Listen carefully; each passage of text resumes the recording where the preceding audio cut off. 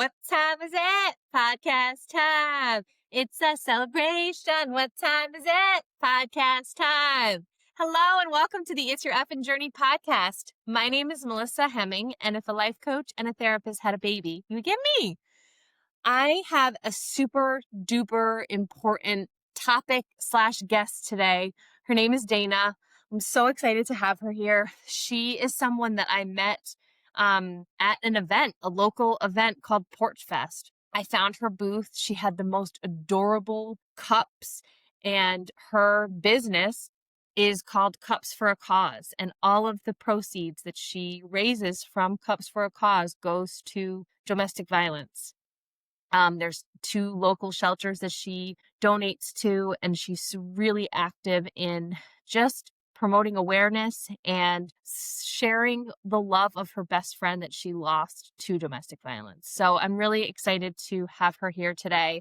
And she has a local fundraising event on Monday, October 6th. So I will be posting all the information about that. And please go to her Instagram page to see what she has. She does custom orders. She's at various vendor events every single weekend. She's a dedicated teacher, a preschool teacher, and also does this on the weekends. And it's all to share the legacy and life of her best friend that she loved so much. So I hope you enjoyed this conversation. I also want to let you know, It's Your Effin' Breakthrough. The club is up and running. We are getting going in there, supporting each other. It's such a wonderful environment of support.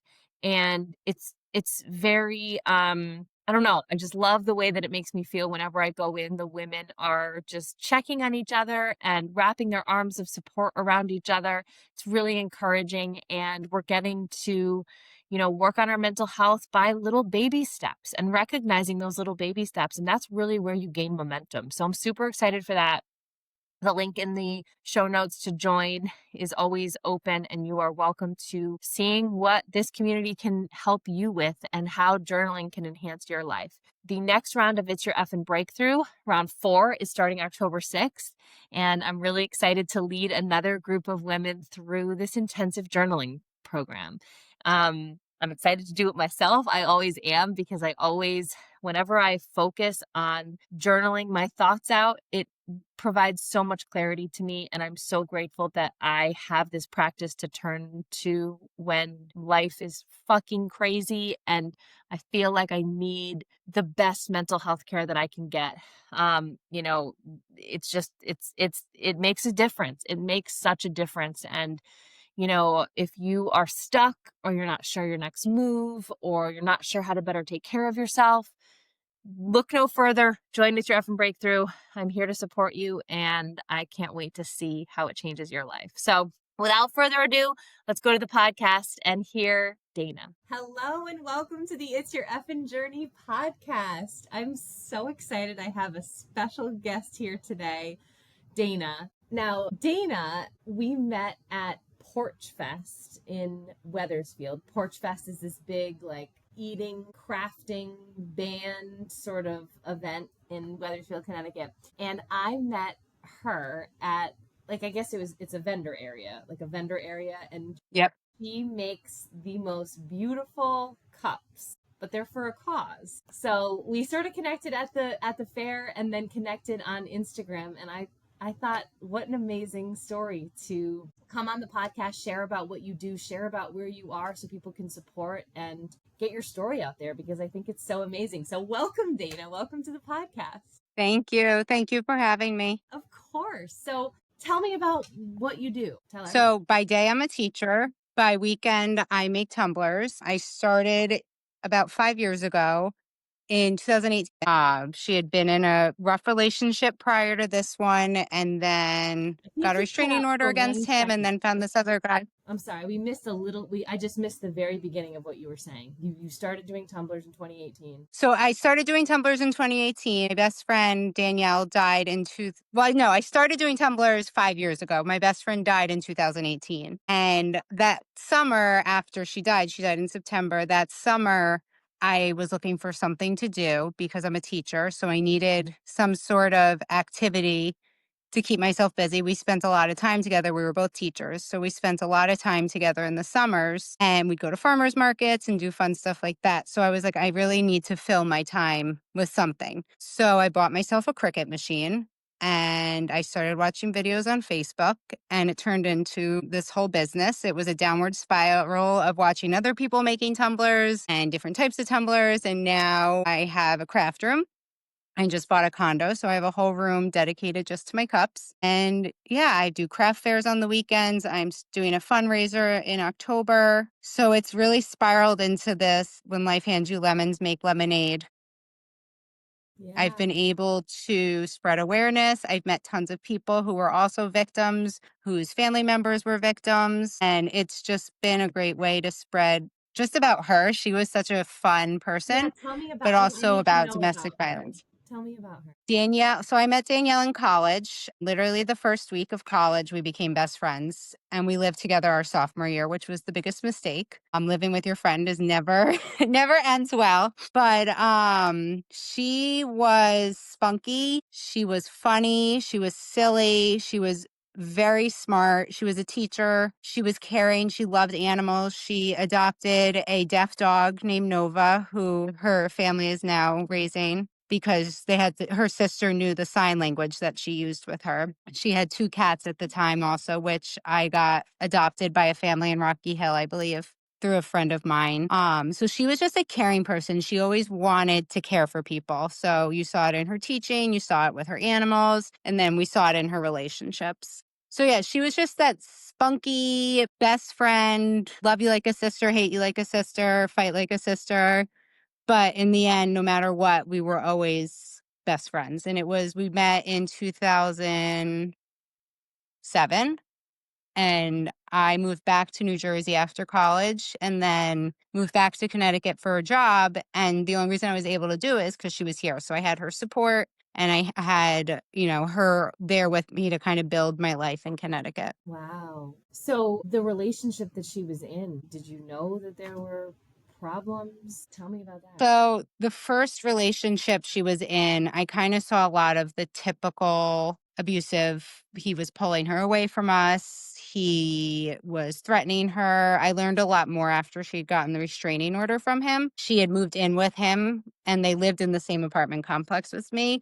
So I always had to kind of watch my back and make sure I was safe when I got home. And then I had this thing that I would always look out my window when I got home. I was on the 3rd floor. So I always made sure to see what was going on outside my window. So she definitely retreated. She definitely became a different person. That fun, spunky person was gone.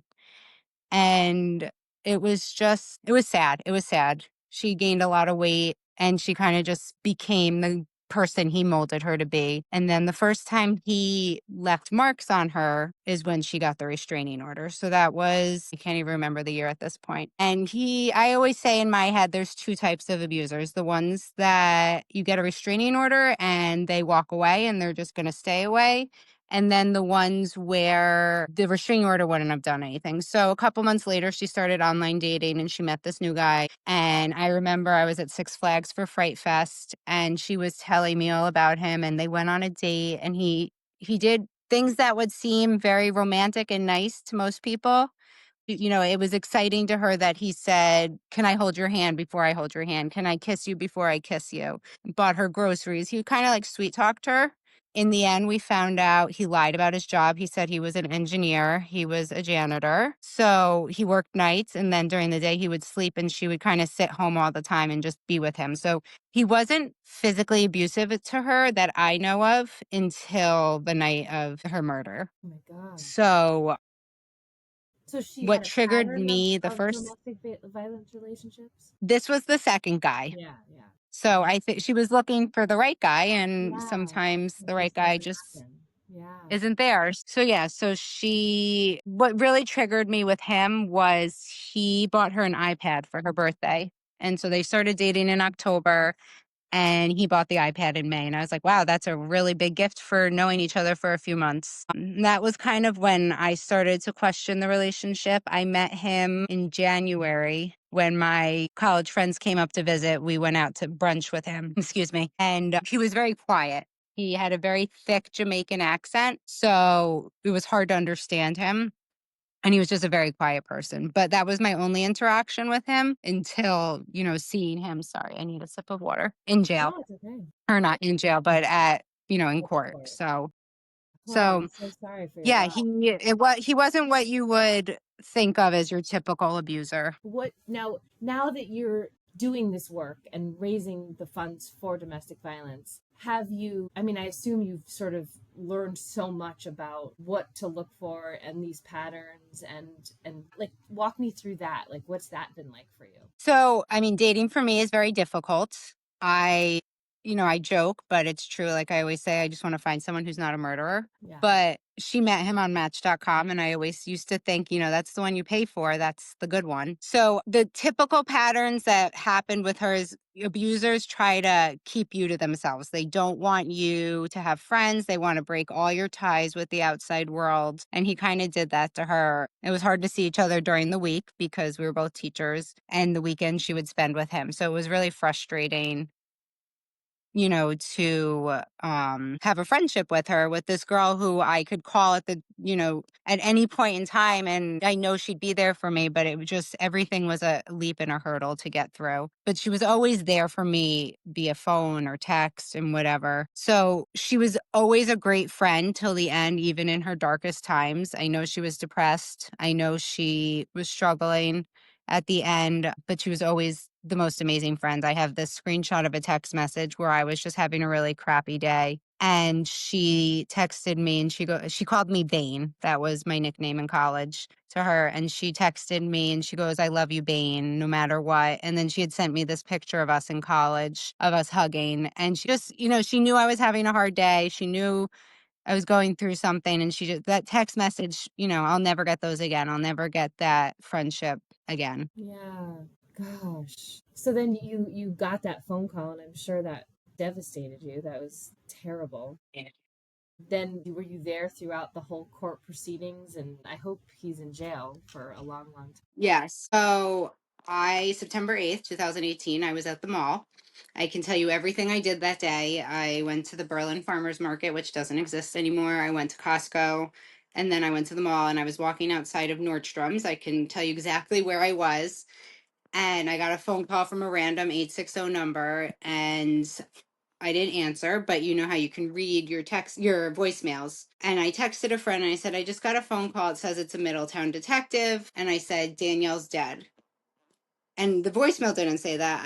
My gut, I said to her, "Danielle's dead." She goes, "No, I'm sure she's not dead. I'm sure something happened with him." Because my friends all knew what was happening. And they're like, "I'm sure something happened. You need to just go to the police station." So one of my good friends from work picked me up at the mall because at that point I was shaking and couldn't drive. While I hadn't answered the phone, the detective looked me up online somehow because I was Danielle's emergency contact. So that's how they got my name. He wound up calling my parents' house and leaving a voicemail on their home phone number and saying it was the Middletown police looking for Dana. So my mom freaked out and basically threatened him, asking what happened. To this day, he's still scared of my mom, but she said to him, "Either you'll tell me what happened or I'll be there in 2 hours and you'll pay for the ticket." So all this is happening. I'm walking out of the mall. I'm shaking. I'm texting two of my friends. I'm like, "I just need to get to the police station." So my one friend who had a 1-year-old daughter at the time met me at the mall, picked me up, and she had her daughter. So another friend of mine met me at the police station. And I remember saying, "I have groceries in my car. I have groceries." She was like, that doesn't matter right now." Yeah. So when I got outside the mall, of course, I was at Nordstrom's. The other side of the mall is Macy's. That's where I had to get out. And I called him back and he told me he couldn't tell me what it was regarding, just to come to the police station. And I remember him saying to me, his name is Dane, like your name, but with an E at the end. And that just sticks in my head. I don't know why. And I remember saying, "I don't care what your name is, what's happening." And I said, "Danielle's dead." And he said, "I can't tell you what this is regarding, but, please come to the police station." So another good friend of mine met me there with her mom, who I work with, both those ladies, and they told me, and I knew it. I'm not stupid. Why else is a detective calling you? So I lost it. I brought myself back together. And I said to them, it's either Eric, who was her first boyfriend's, or Cornell, who was the current ex-boyfriend. And they said, well, at that point, I think Eric had checked out with his alibi, and they said, we have Cornell upstairs. So I wound up having Danielle had screenshotted me everything. He had spoof phone numbers where you can make up a phone number and call her. He had unknown phone numbers. He had text messages, emails, everything coming from random places. He was emailing her work, inappropriate things about her. He was texting her, pretending to be her principal, saying she was going to get fired. He was calling her 5 to 6 times every 30 seconds. And luckily, I had all those screenshots. So before they got the warrant to her phone, I was able to send that all over to the detective. So they had, I guess, a head start on that. And I've never been to a police station other than maybe like my Girl Scouts troop when I was little to, go tour the police station. So I'm sitting in this room. I still visit the detective regularly, and he kind of went over everything with me, and we were just in this room trying to calm me down, and he had said to me, please call your mom, I'm terrified of her. I told her you would call after I talked to you. So he was just, and he still is, a person who calms my nerves, who eases me through things, and will talk to me in a way I need to be talked to, because I'm speaking another language. So the first 2 years, he had check-ins at court. So he would come in it was like 4 or 5 weeks, and I took off of work. I'm a teacher. I took off every time to go. I wanted him to see my face. I knew it was him. He still to this day claims he's not guilty as he sits in jail. He would smirk at me. He'd come out in his orange jumpsuit suit, his arms and his hands shackled, and I had like 3 different friends who rotated coming with me. I luckily have an amazing principal who didn't question anything. So I would take those days off. They would put me in the front of the room so that he would see me. And I got a different reaction every time from him, but he knew exactly who I was and he knew I knew. So after that, COVID happened. So the original 18 to 24 months they told me turned into 4 years of waiting. My biggest goal was to find justice for Danielle. We were kind of left just hanging for 4 years. Although, he was arrested that night. He called the police and said he found her like that. And she was slumped over her bed with 19 stab wounds. So there's a lot that I learned throughout the process. I missed the first half of the trial where the attorneys were questioning because he put me on his defense. The defense put me on their list to question. Nobody knew why. Our theory was I would anger him in the courtroom and they wanted to keep him calm. So he wanted me out of the courtroom. So again, that year I took off almost 3 weeks of work, which as a teacher is very difficult. Again, my principal was amazing. She didn't question anything. And I sat in a room across the hallway with this woman, Anna, who I met at a craft fair in Rocky Hill 2 months before this all happened. And we became really good friends, and she wasn't working for a few days. She's a vet and she was off, and she was, "I'll come and sit with you in the room," because I felt like I was in the timeout room. Like, court's happening over there and I'm in the reject room across the hallway, and I could see his head through the little window.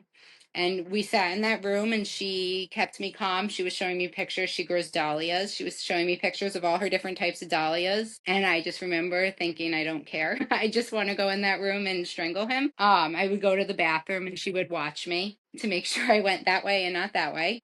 It was a lot. It was a lot. And then I got subpoenaed to come in once the defense started their questioning, and of course they went to my apartment. They had to get the building manager to let them in to the front door, and I wasn't there. I said to them, "Oh, hey, I'm across the hall waiting." So they came in and subpoenaed me in the building and told me I had to report the next day after lunch. And I went home the next day. I got myself ready, Googled, "What do you wear to court?"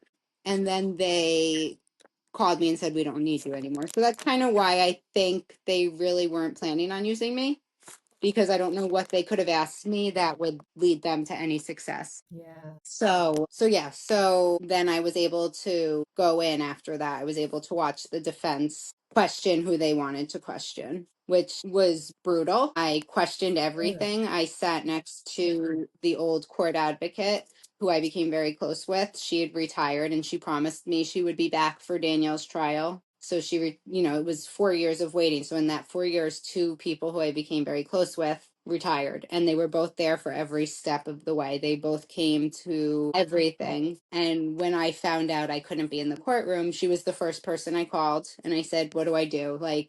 She goes, "Let me call people, let me find out what's happening." Mind you, she's retired, but yeah, she fought for me, and there was nothing she could do. But then at the end, after the trial went on, they found him guilty. The jury found him guilty, which it's weird. Again, never been to court. He comes in street clothes, so he has on a suit because the jury has to look at him as innocent until proven guilty. So I thought he was coming in shackled, and just his ankles are shackled where they can't see. And they have the security guards along the side, which I brought cookies for them every single day because they had to sit, some of them wait in the courtroom on the side. They line the side. Some of them are in the front. And every day there was this crazy girl coming in, sitting in the little timeout room. So I brought cookies every day. They got me a more comfortable chair to sit in the room. They're like, "Oh, let's get her a cushion chair," because they were wooden chairs. Like, everyone was so good to me. And her family, Danielle's family lives in Pennsylvania. So her uncle actually drove back and forth every single day. Wow. He wanted to go home at the end of the day, which, yeah, I totally understand wanting to go home, but that's 5 hours back and forth every day. And then her mom came down a bunch of times. She has younger siblings back home. So I was the main point person during everything. I'm the one who went and picked up so when her apartment was done being a crime scene, her family chose what they wanted out of the apartment. And then I got what I wanted. And it was everything that was left over I brought back to my house and went through it with a bunch of our friends and decided who wanted what. But there were three things that I had said I wanted the first day when I was called into the police station. I said I wanted her succulent. She had this one succulent. She had a KitchenAid mixer because we used to one of the things we used to make was little pretzel bites. She loved to cook. And then I said I wanted her blanket. She had this quilt she made out of t-shirts, and that was not found. So, well, it was not given to me. I'm assuming it was on her bed and was probably too bloody to be given back. So what I did with some of the shirts that she had in the boxes I got is I sent them out and got a quilt made for me. So I sleep with that every night. So it's like some of her favorite shirts. She was a big Pearl Jam person. They were some of her school shirts, just like funny things that reminded me of her. So it's a really bad situation that was nothing I ever thought I'd experience in my life. Of course, yeah. What a terrible, terrible thing. And so then how quickly after all of this wrapped up did you start the cups? So at that point, I had started already. I think I started maybe a year and a half after she passed away, but it was kind of like selling them for like to a friend, like someone be like, "Oh, I was donating everything at that point. I was just donating everything." So, I'd post a picture on Facebook and somebody would buy it. And I look back at them and they were hideous. I was like, wow, Isn't that people were so funny? nice. Gross, Yeah, I right? was like, wow, people were really nice back then. So it just started off really slow. And then the first event I did was at a teacher at my school does a folk festival every year at her house. So I sold them there and kind of got my grounds on everything and kind of went forward and did a few more. And then got into some bigger shows and kind of became an addiction being able to spread her name around and being Yeah. able to talk about her more. And I've met people who knew her from work just randomly. I've met a couple weeks ago, I was in Cheshire. I met another survivor and I got her Venmo for her payment, and her name was Danielle. So we Oh, both started tearing up in the field. I love So I've that. just met really cool people. Yeah. And like one of them, like I said, the one who came to court with me has become a really good friend of mine. So, and I meet cool people as vendors, other vendors. Like I told you earlier, I'm doing a fundraiser in October for Domestic Violence Awareness Month at Cotton Hollow Kitchen in Glastonbury. And some of the vendors that are coming, I've met at events and have become really good friends of mine. It's a community and there's a lot of people in it, and you kind of find your core. Yeah. Those vendors are all willing to donate. So all the vendors are donating 10% of their fee of what they make back to, we're working with Interval House in Hartford. So Oh, everyone's donating good. 10%, and then the table fees for the event are all being donated. So, not everyone wants to give back 10%, and I get it. People work their butts off for their small businesses. So these people are people who I consider my friends and are willing to be part of the cause. Yeah. So now you are a teacher, and what do you teach again? Second grade? Pre-K. Pre-K. Pre-K special ed. Regular pre-K. It's like a mixed bag. Okay, okay, okay. And so you're a teacher by day, and then this is every weekend, right? Every weekend you have things, or Yep. most So weekends? I have something every weekend until Christmas, except for 3 weekends. So So it's you exhausting. are It was in. You are all in. Yes. I literally, so I was in a one bedroom apartment until last year, and my kitchen and living room were my craft room. My whole kitchen wall, my friend made me glitter shelves, and my whole kitchen wall Love that. became glitter. I got charged a lot of money when I moved out for my damages, but it was worth it. And then now one of my biggest requirements was I have 2 bedrooms, so my second bedroom's large. I needed a space, so half this bedroom that I'm in right now is a craft room. So one side of the room is a pull-out couch, and the other side of the room is my glitter wall and all my organization. And I've been able to spread out, and I'm able to walk out. That's my biggest thing is I used to get so stressed because there would be cups everywhere. Now it's all contained to one room. So, but I mean, there's glitter everywhere. I had a friend joke that his wife would question him where he was after sitting on my couch because there was glitter all over him. And So now everyone it's just no listening, matter what. they know why I love the cups because they're beautiful and glittery. Yeah, they're glittery. They're very sparkly. I always have glitter in my scalp. Like if I'm getting a haircut, they'll question, "Oh, did you put glitter in your hair for fun?" And I'm like, "No, that's just my daily life." So Like I always have paint on my hands from how much working. time does it take you to make a cup? So it all depends. I used to use epoxy, which I learned was highly toxic. My face had burned off all the skin. I had hives all over my body. So after 2.5 years of using that, yeah, it was bad. After 2.5 years of using that in my apartment, I did more research and learned that it needs to be in a ventilated area. And so I had to revamp myself. So when I was using epoxy, I can get a cup done in a couple days. But I started using a all natural water-based product. So it can take anywhere from 2 to 6 weeks. Wow. I crank them out a little bit faster in the summer because I'm not working. So I started like my Halloween cups in July so that they were ready. Like I'll start doing Christmas cups probably in the next couple weeks. They like if it's a chunky glitter, it takes longer than a fine glitter versus no glitter. So it just really depends. And it also depends on what's going on. I work all day and depending if I go to the gym at night or in the morning, I can do one coat every 2 hours and then you sand the cup every 4 to 5 coats. So it's like So intense. it's time consuming. Yeah. Yeah, it's Can very you time show us consuming one? and Can you show people us come your in and cup? question. Oh boy. Okay. Let's see. I could show you where my work zone is. Yes, I want These to are all the see. cups I'm working on at the moment. So here's the glitter wall. Oh my gosh, that's So these are heaven. all jars of glitter. Wow. Yeah. So that was like my big dream was everything to be color coordinated and in order.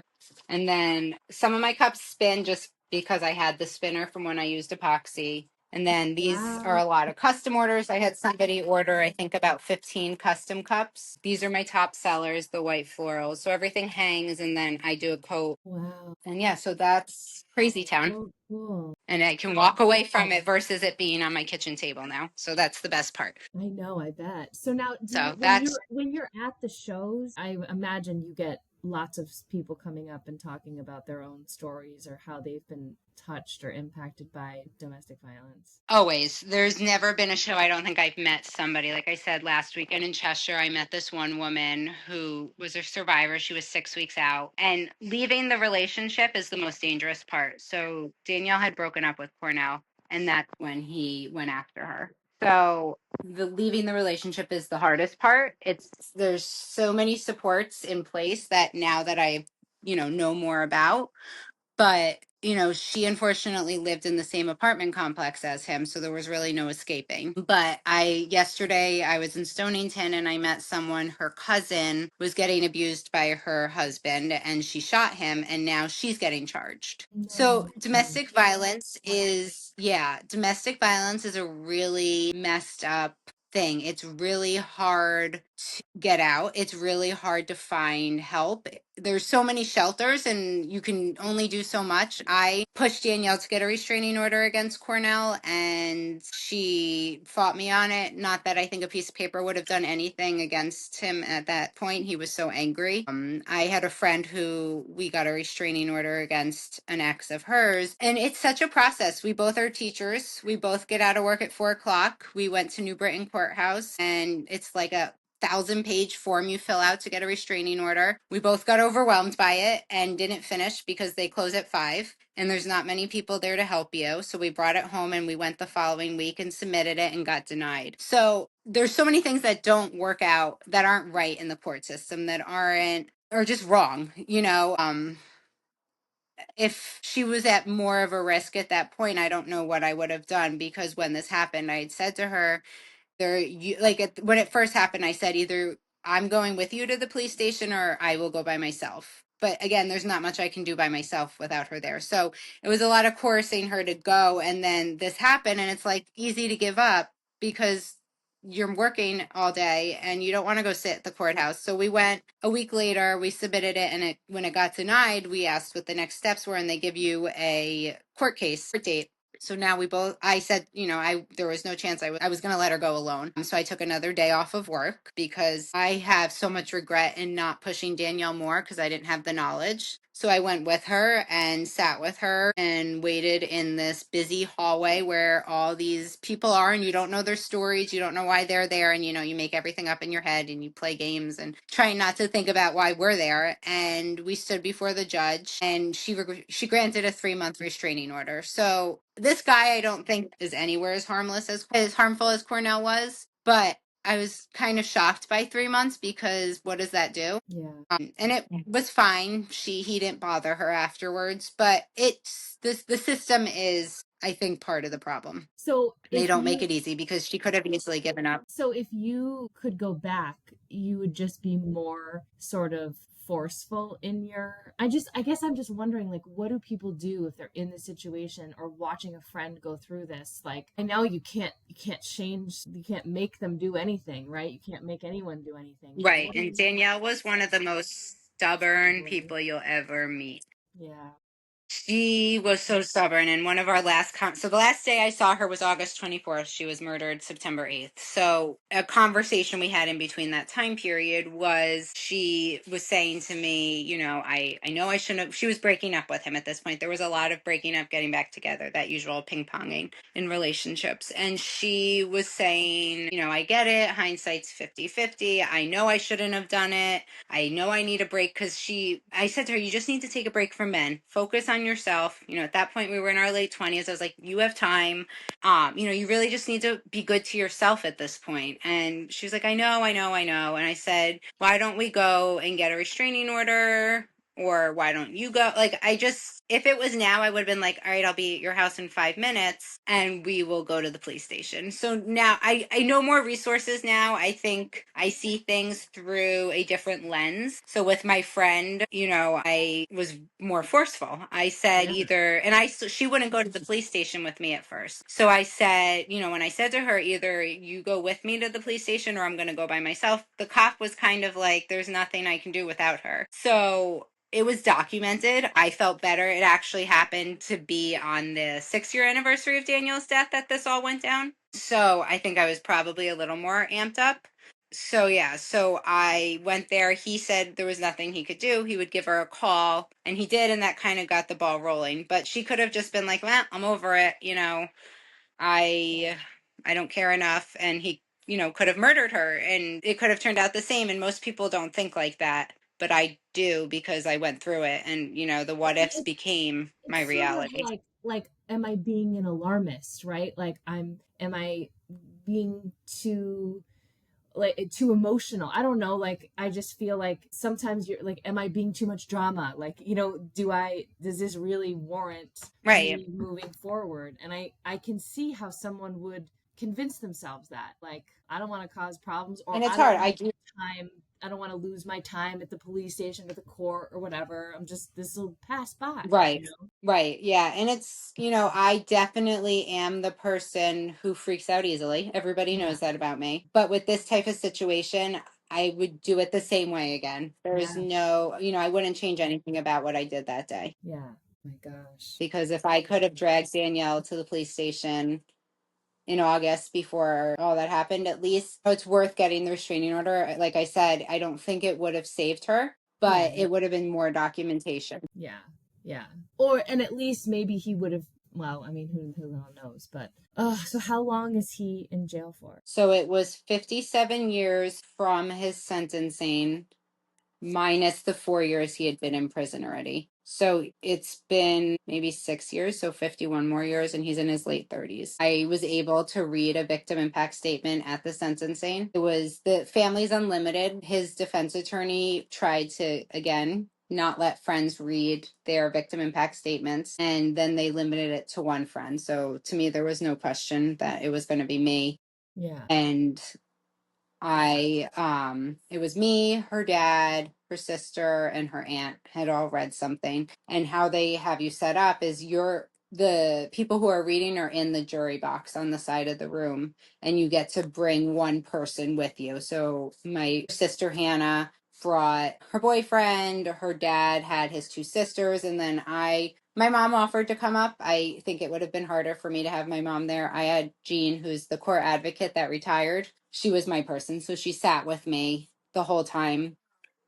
And I actually wound up reading her sister's impact statement as well. She couldn't do it. It was her first time seeing him in person, and it was difficult for her. So I wound up reading mine, which was very easy. At that point, I had it memorized. I had started writing it years before, and then reading hers was the difficult part. And at the end, he gets his last words, and he's in his jumpsuit at this point. There's no street clothes anymore. And his last words were, "I'm sorry for your loss. I didn't do this." So he still thinks he's not guilty. He still is cocky and, acts like that.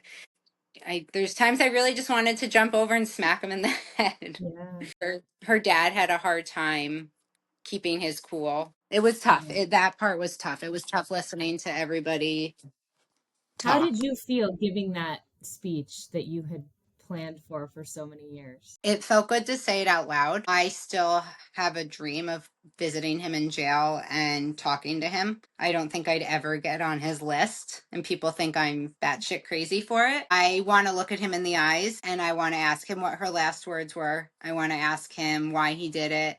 And I know he'd still deny it, and wouldn't give me anything, but it would be at least an attempt to get that information out of him. She was helping him get citizenship in the US. He was from Jamaica. He was trying to get custody of his daughter. He had an ex-wife and an ex-girlfriend who he had a restraining order against, who both had reached out to Danielle when she was in the process of breaking up with him. So he's just a really bad guy. There's no redeeming qualities about him. Yeah, yeah, for sure. Wow. So You still are in touch with her family? yep, I talked to them, throughout the year, holidays, days. Her sister just graduated college. So it's funny, when we were in college, they were little, they were the tots. We used to always call them the tots. And when we would visit Danielle in Pennsylvania, we would have to come in when we'd come in late, we'd have to tiptoe upstairs to her room because they were sleeping.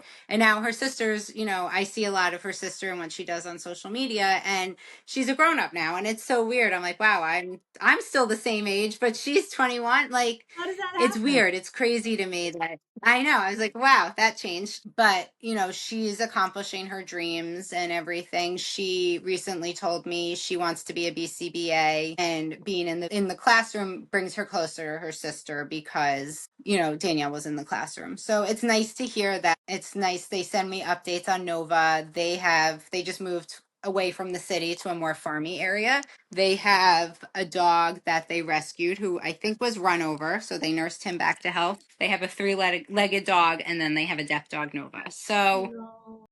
you see where Danielle got it from. Yeah.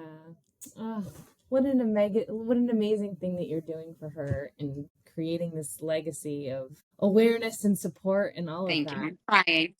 It's amazing. I'm trying. I'm Seriously. doing my best. I say to people it's exhausting, but it's worth it. Yeah.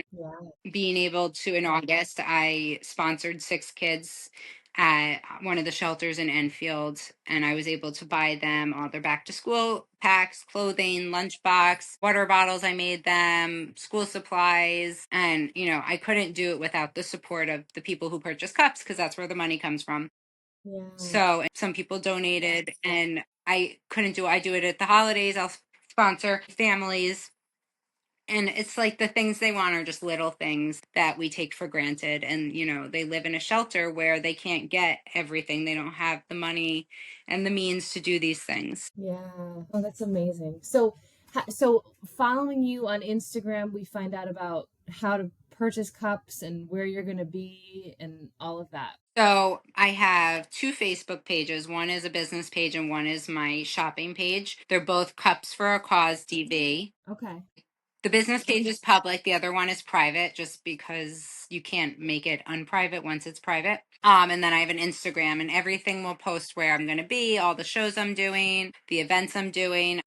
I just met this woman who makes soaps, and she's doing a purple and white swirly soap for Domestic Violence Awareness Month. She's donating 50% of that to Prudence Crandall. So I'll be posting about that. Do Sweets by Jenna in Rocky Hill does a cookie donation every year. I think this is the fourth year we've done it, and she makes these purple flower cookies, and she donates 100% of the sales of those. And that one we use Prudence Crandall because we use Interval House for the event I'm doing at Cotton Hollow Kitchen. So I work mostly with the two of them. Prudence Crandall was one of the first places I ever went to. I went in there at the end of the school year with extra snacks from my classroom that hadn't been open to donate, and was looking to volunteer. And this amazing woman, Carolyn, who works there, said to me, "Honey, you're not ready for that," and set me up with one of their therapists whose name actually was Danielle. And she was like, you need to work through your own stuff before. And that we've become very close since then. I So love every year that. I bring all the left snacks. Yep, and I've continued to bring leftover snacks from school every year, so they have it for the summer for the kids. What a big heart you have. Yeah, so I love that. thank you. That's like Thank turning you. lemonade from lemons, right? Yep. That's how I always look at it, because everyone's like, "Oh, you're so amazing. You're so this." I'm like, it was that or be depressed. It I've lost a close friend to cancer when I was younger, and this is just different. This is senseless. This is preventable. This is, you can't save someone who passes away from cancer, but you can save someone who was murdered by someone's hands. Yeah. Yeah, for sure. Yeah. Well, thank you so So, much for coming on and sharing your story and your time. And I thank still you. need a Swifty cup, so we got to talk about Yes, a cup. definitely. Definitely. Awesome. Well, All right. Well, thank you I'm so gonna much put for all the having me. information in the show notes so that people can find the fundraiser and your Instagram and your Facebook and Perfect. all of that. And I wish you all the success because I think it's amazing what you're doing. Thank you so much. Of course. Have a good Bye. one. Bye. Bye.